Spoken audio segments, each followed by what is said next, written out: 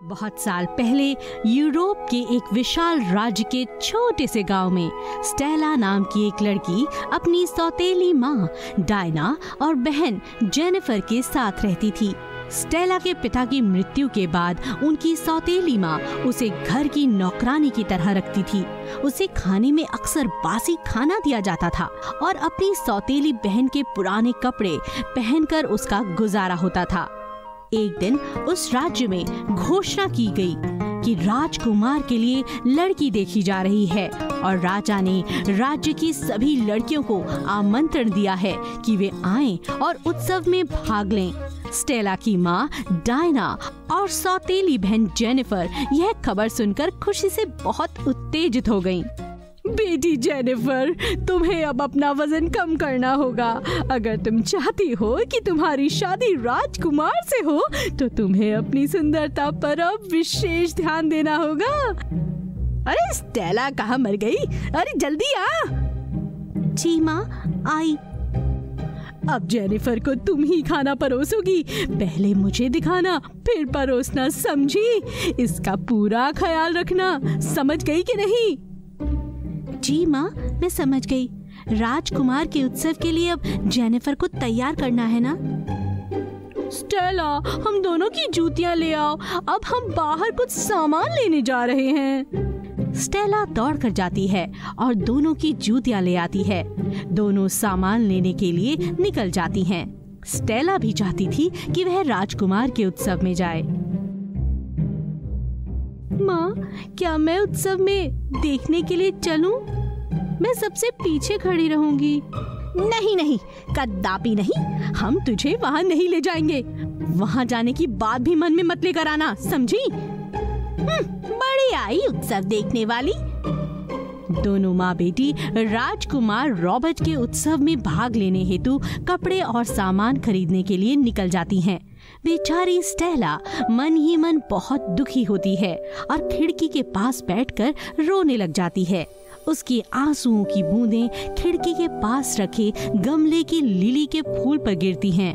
अचानक एक बहुत ही सुंदर परी प्रकट हो जाती है। क्या बात है बेटी, तुम बहुत दुखी क्यों हो? आप हैं कौन? कौन है आप?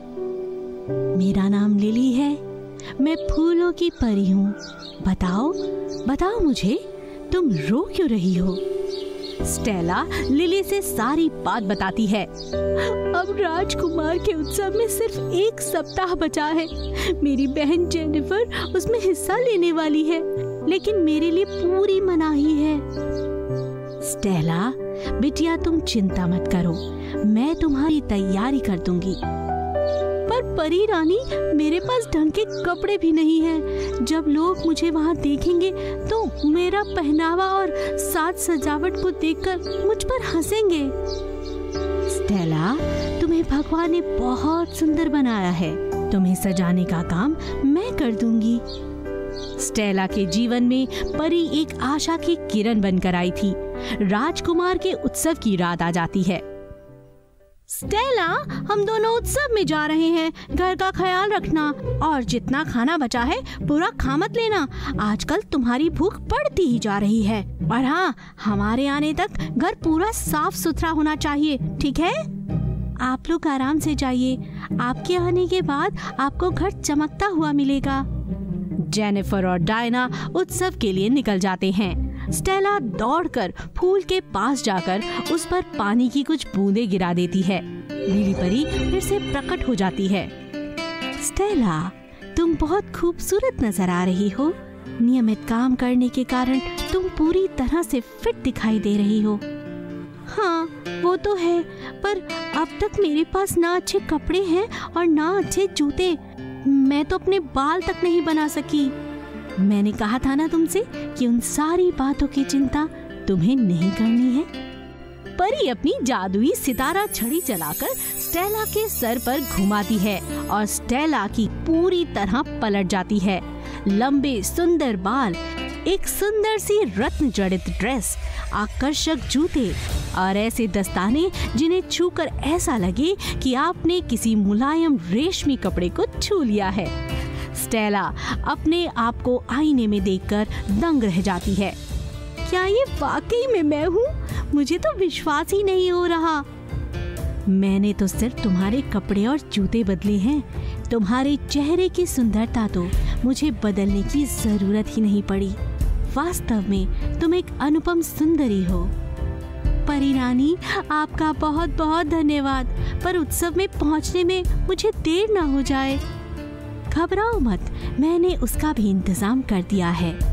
स्टेला अब पूरी तरह से तैयार होकर घर के बाहर निकलती है। वहाँ सफेद घोड़ों वाला सुंदर रथ उसका इंतजार कर रहा था। वह तुरंत ही उस पर बैठकर रवाना हो जाती है। वह राजमहल पहुँचने के बाद देखती है कि बहुत सारी लड़कियाँ उत्सव में आई हुई हैं और राजकुमार रॉबर्ट सीढ़ियों के ऊपर एक सिंहासन पर बैठे होते हैं। राजकुमार की नजर उस पर पड़ जाती है और वह सीढ़ियों के नीचे उतरने लगता है। क्या मैं आपके साथ नाच सकता हूँ? बिल्कुल, ये मेरा परम सौभाग्य होगा। रॉबर्ट और स्टेला अब साथ नाचने लगते हैं।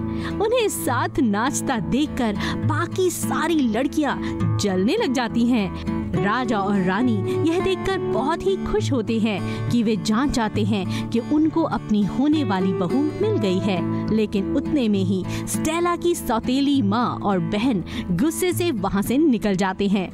यह सब देखकर स्टेला डर जाती है। वह सोचती है कि अगर वो उनके पहले घर नहीं पहुंची तो बड़ी मुश्किल में पड़ जाएगी। स्टेला जल्दबाजी में राजकुमार से हाथ छुड़ाकर भागती है और उसका एक दस्ताना राजकुमार के हाथों में ही रह जाता है। स्टेला अपने रथ में बैठ जाती है। स्टेला जैसे ही घर पहुंचती है वैसे ही अपने पुराने वेशभूषा में आ जाती है। वह तुरंत ही साफ सफाई करने में लग जाती है। कुछ देर में दरवाजे पर दस्तक होती है। बहरी हो गई हो क्या? 2 बार दरवाजा खटखटाना पड़ा है। माफ करिए माँ जी, वो मैं साफ सफाई कर रही थी, इसीलिए शायद सुनाई नहीं पड़ा। हाँ, यह साफ सफाई की है तुमने? अभी भी आधा घर ठीक से साफ नहीं हुआ है। जब तक तुम घर को चमका नहीं लेती तुम्हें आज रात का खाना नहीं मिलेगा। पहले से ही हमारा दिमाग खराब है, अब कुछ मत कहना। स्टेला मन ही मन खुश भी होती है और उसे दुख भी होता है कि वह राजकुमार से ज्यादा बातचीत नहीं कर पाई। अगले दिन घोषणा की जाती है कि राजकुमार उस लड़की से मिलना चाहता है जिसके पास एक हाथ का दूसरा सुंदर दस्ताना मिलेगा। स्टेला फिर से फूल के ऊपर कुछ बूंदे पानी की गिरा देती है और परी को पूरी बात बताती है। बस इतनी सी बात, अब इस बार जाना तो राजकुमार को अपना ही बना कर आना। परी अपना जादू फिर से चलाती है और स्टेला को उसी रूप में ले आती है। स्टेला अपनी घोड़ा गाड़ी में बैठ जाती है। उसकी माँ डायना और बहन जेनिफर भी छुपकर रथ के पीछे बैठ जाती हैं। वे तीनों राजमहल पहुंच जाती हैं। राजकुमार जैसे ही स्टेला को एक हाथ के दस्ताने के साथ देखते हैं उसे दौड़कर गले लगा लेते हैं। वे तुरंत स्टेला के सामने विवाह का प्रस्ताव रख देते हैं। यह दृश्य देखकर डायना और जेनिफर बहुत जल भुन जाते हैं। स्टेला का चेहरा खुशी से चमकने लगता है। लीली परी आकाश में यह सब देखकर मुस्कुराती है। इसके बाद राजकुमार रॉबर्ट और स्टेला की धूमधाम से शादी हो जाती है। वे सुखमय जीवन बिताने लगते हैं।